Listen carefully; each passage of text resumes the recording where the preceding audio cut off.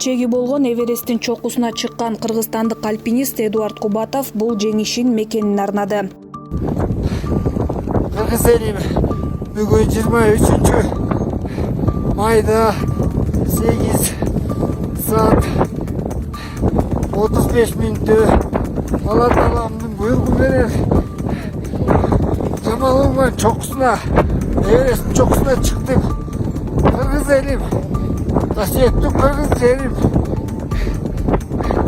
сүйүктүү мамлекетим Кыргызстаным. Ушу жеңишимди силерге багыштадым. Силерге арнайм. Кыргыз элим, жердигибизди унутпайлык. Намысыбызды унутпайлык.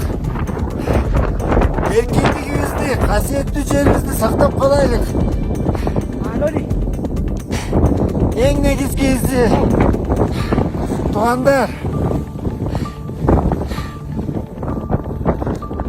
накта эгемендүүлүгүбүздү сактап калайлык. Антпесе кул болуп калабыз. Кыргызстаным, силер үчүн армандага барам келдик. Рахмат чоң.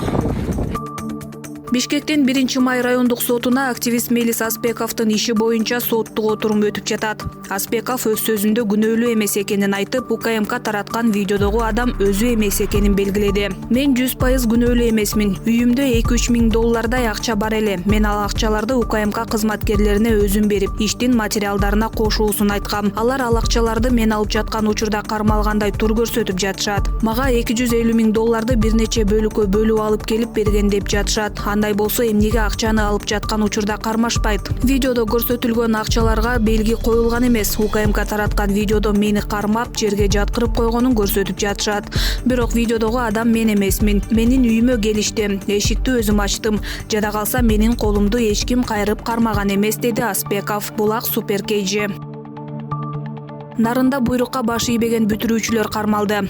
Нарын районунда орто мектептин бүтүрүүчүлөрү тыюу салынганына карабай эс алууга чыккан. Ал окуучулар кармалды. Бул тууралуу Нарын облустук ички иштер башкармалыгы боюнча жол кайгуу күзөт кызматынан билдиришти. Маалым болгондой, милиция кызматкерлери мугалимдер менен биргеликте мектеп бүтүрүүчүлөрүнө акыркы коңгуроо майрамына карата көңүл ачуучу жайларга барууга, атайын унаа менен кортеж уюштурууга тыюу салынганын эскертишкен. Нарын облустук ички иштер башкармалыгы боюнча жол кайгуу күзөт кызматы тарабынан Нарын шаарындагы орто мектептердин окуучулары оттук аймагына эс алууга унаа менен бара жаткан жеринен токтотулду. Бүтүрүүчүлөр ата-энелерине тапшырылып, түшүндүрүү иштери жүргүзүлдү. Ошондой эле Нарын районунун Миңбулак айылынын бүтүрүүчүлөрү унаалары менен бейбаштык кылып жүргөн жеринен кармалып, мыйзам чегинде тийиштүү чаралар көрүлдү.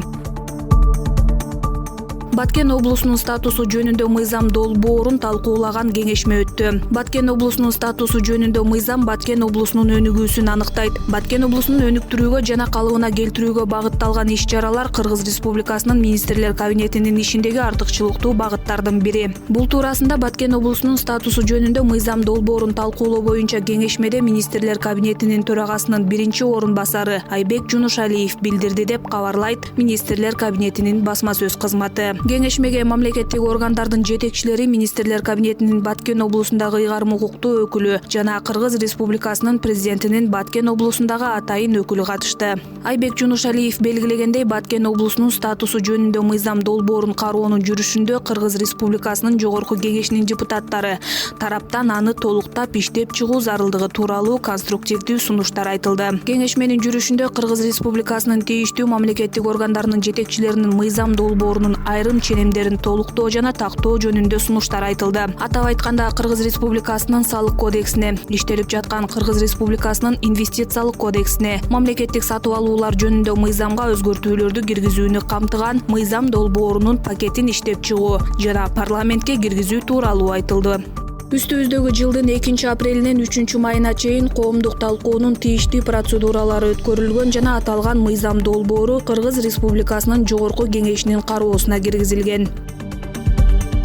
Аймактарда район акимдери активдерге тааныштырылды.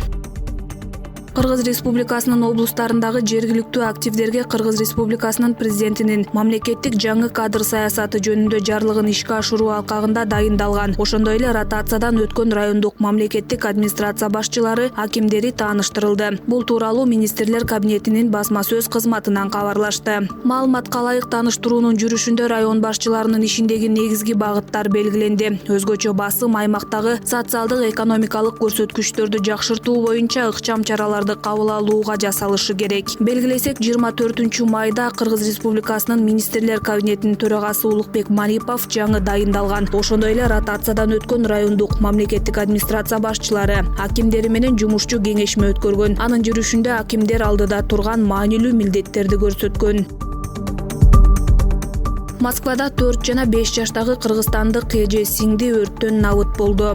Москва шаарында 4 жана 5 жаштагы кыргызстандык эже сиңди өрттүн кесепетине набыт болду. Бул тууралуу кабар агенттигине Кыргызстандын Россиядагы элчилигинин басма сөз кызматынан билдиришти. Маалыматка ылайык, элчилик көз жумган кыздардын жакындары менен байланышта болууда. Кырсык 22-майда катталган. Кыздардын сөөгүн Кыргызстанга алып кетеби же кетпейби аны ата-энеси чечет. Бирок сөөктү алып кеткенге уруксаат кагазды алышыптыр. Үй бүлөсүнүн уруксааты жок, башка маалымат бере албайбыз деп маалымдашты элчиликтен.